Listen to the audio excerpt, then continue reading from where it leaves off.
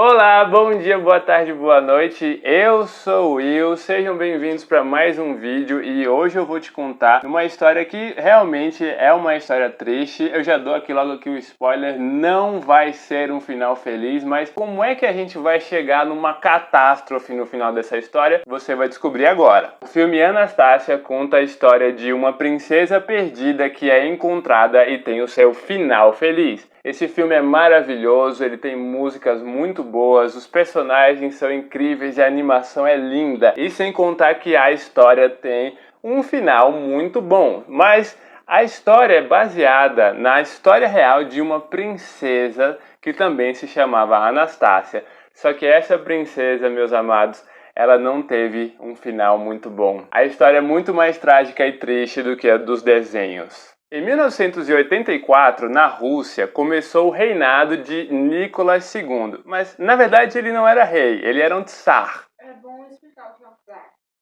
É a mesma coisa que um rei, só que um tsar. É tipo isso. Só que ele não era tão poderoso assim, por isso ele foi destronado pelo seu próprio governo. Governo esse que acabou também caindo pelos bolcheviques, que eram liderados por um moço chamado Lenin. Lenin e os bolcheviques odiavam a família real russa, por isso eles prenderam essa família e também alguns servos deles e mandaram para uma casa que servia como uma prisão e ficava na Sérvia. Nicolas era casado com Alexandra Feldronov, sei lá como é que é o nome, é difícil falar, e eles tinham 5 filhos, Alexei, que seria o próximo tsar, Olga, Tatiana, Maria e Anastásia. Durante as minhas pesquisas eu achei diversos vídeos que falavam o que aconteceu com Anastásia, mas que não diziam como ela era. Então eu procurei mais a fundo porque eu queria saber quem era essa menina. Eu queria sentir mais empatia com ela. Então o que eu vou te contar aqui agora é o que eu descobri sobre ela. Anastásia nasceu em junho de 1901. Ela tinha olhos azuis, era branca e de cabelos loiros. Dizem que desde pequena ela já aprontava muito. Ela subia em árvores, se escondia em armários, recusava ordens e chegou a derrubar uma de suas irmãs com uma bola de neve durante uma guerra de bolas de neve, pois a que ela jogou na sua irmã estava cheia de pedras que ela mesma colocou.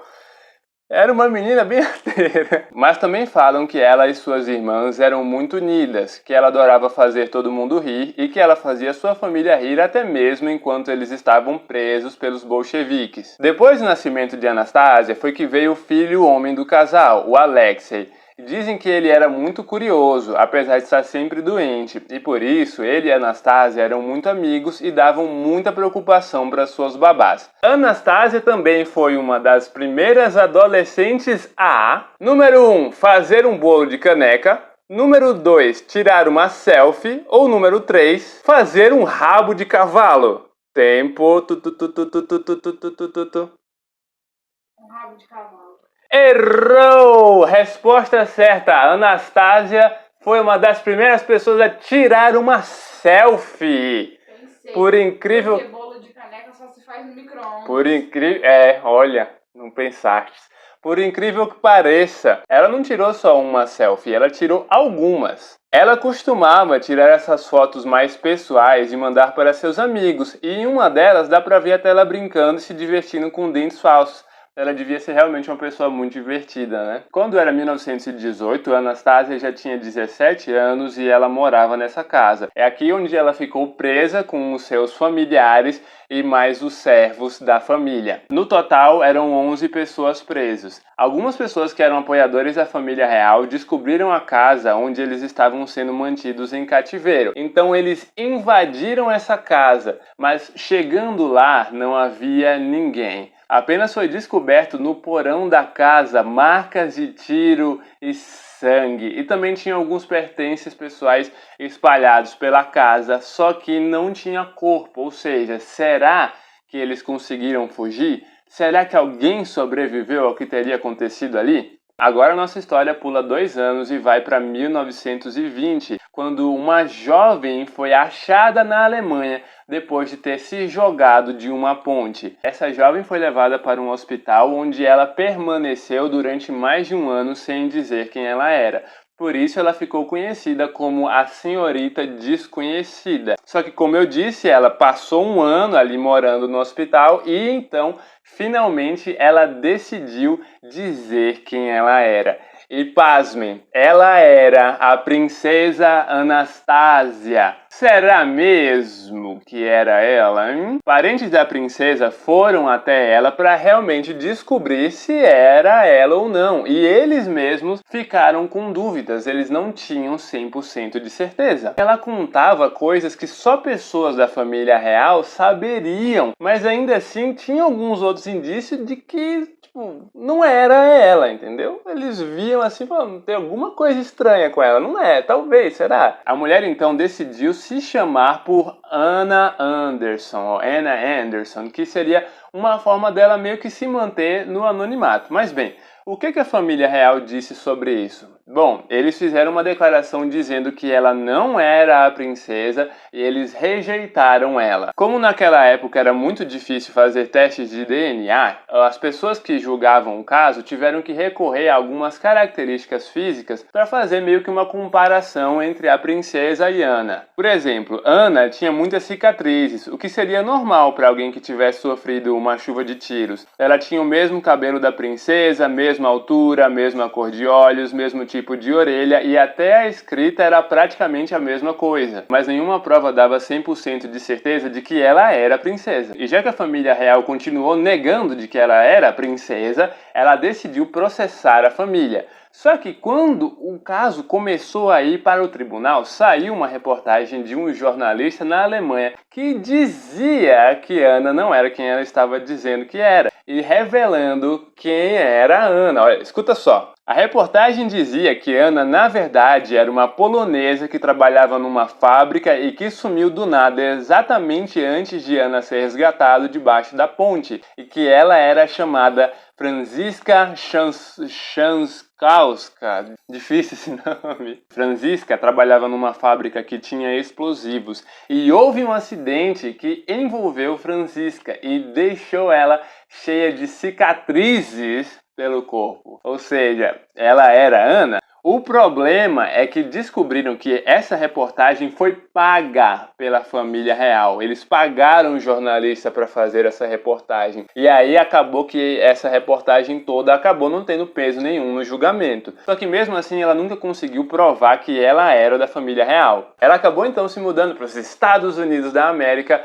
onde ela se casou com um cara que acreditava que ela era princesa. E ela morreu nos anos 80, quando ela tinha já os seus 80 anos. E assim, mesmo idosa, ela continuava afirmando que ela era sim a princesa perdida. Logo após a morte de Ana, foram descobertos documentos que falavam onde estavam enterrados os corpos da família real. Então estaria assim resolvido o mistério? Será que encontrariam um corpo de Anastásia? Aí é que tá, meus amigos, não. Quando foram desenterrar os corpos, abriram a cova e dos 11 corpos que deveriam estar lá, só tinham 9. E de acordo com os estudos feitos com o DNA, descobriram-se que realmente os corpos que estavam ali eram das pessoas da família real e dos 4 servos da família. Só que 2 desses corpos, os que não estavam lá, eram da família real, que no caso seria o de Alexei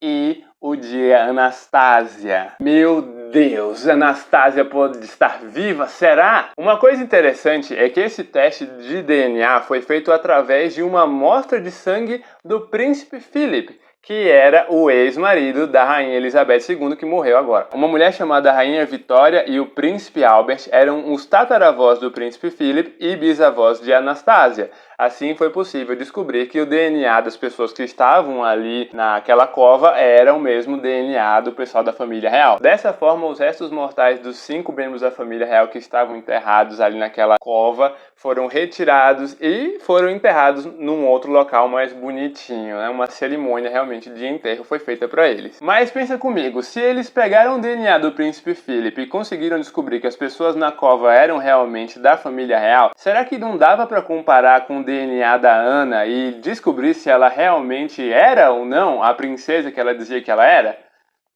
Dá sim pra fazer isso, hein? Dá sim. Então eles pegaram o DNA do príncipe, pegaram o DNA da Ana e descobriram que ela era, na verdade, uma fraude absoluta. Porém, acharam vivo um parente da trabalhadora de uma fábrica que sumiu assim do nada, que no caso era a Franziska. E esse cara, ele se chamava Karl Malcher, e ele aceitou pegar uma parte ali um pouquinho do sangue dele e dar para que fossem feitos os estudos, os exames de DNA e descobrir se ele era ou não parente da Franziska, que no caso, né, seria a Ana. E quando pegaram os dois DNAs, BUM! Ela era Franziska. Franziska era a Ana, a impostora tentando se passar por princesa para pegar o dinheirinho, se tornar da realeza. Tu faria isso? Teria coragem? Dependendo da minha situação. Dependendo da situação, a gente topa tudo. Mas se Ana não era a princesa, então onde é que estaria a princesa? Ops! Como assim? Foi achado uma segunda cova? E o que que tinha dentro da cova?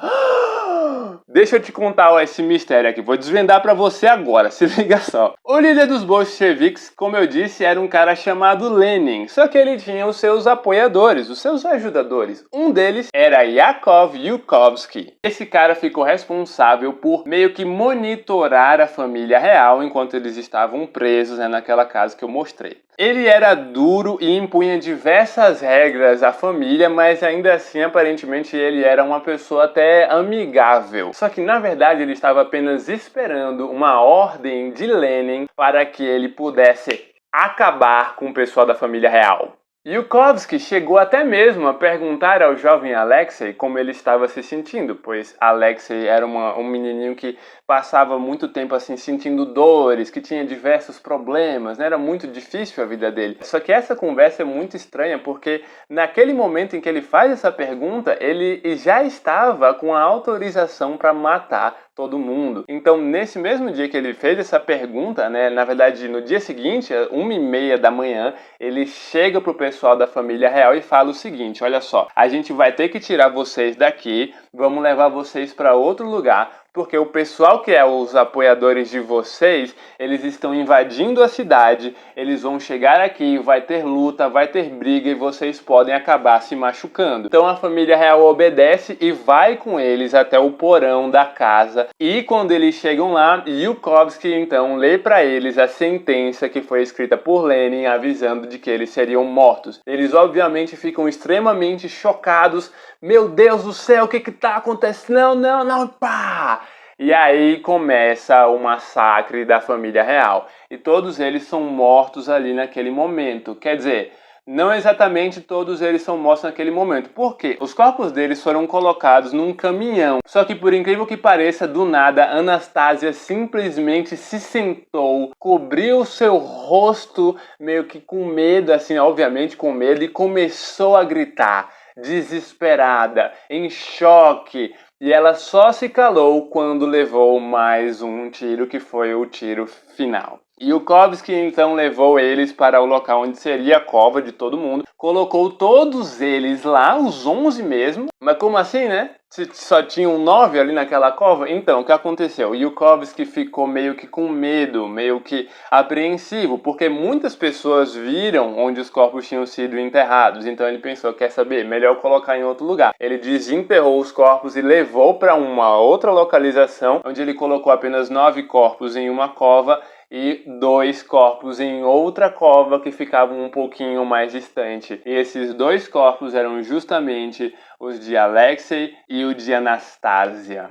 Depois de assistir tantos vídeos sobre essa história, de ler tanto sobre, de escrever o roteiro e de fazer esse vídeo aqui, eu só consigo sentir pena das pessoas inocentes que morreram nessa situação, principalmente da Anastasia, por ter tido uma pessoa que se apropriou de sua história como uma forma de se beneficiar. É muito triste pensar nisso, para você ver que a vida realmente não é justa.